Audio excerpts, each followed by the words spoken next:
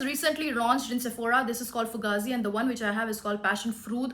Oh my god, this smells so yummy and so addictive, and this stays for a very long time on your clothes and hair and wherever you spray this. This is also one of my favorites. All of the perfumes are my favorite, I'm not gonna lie. The next one is everyone's favorite, the viral Gisa Imperial Valley.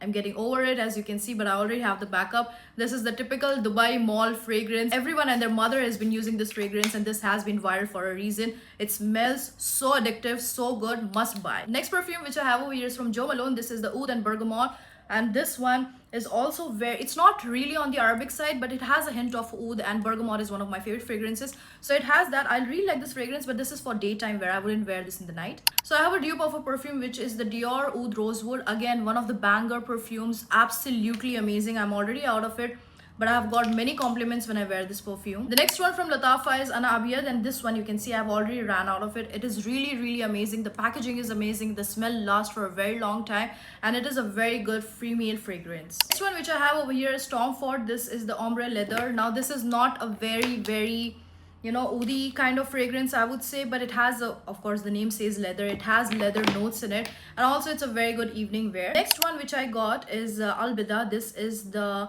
oud, and I use this really sparingly. I just use it on my wrist, on my hands, on the back of my neck, and that's it. I use this very sparingly. It is expensive, but it is really good. The Gurnas Santal Royal, but I don't have it right now because I got over it. And one more which is called Cure Intense, and I have the sample size of it. I need to get the bigger size.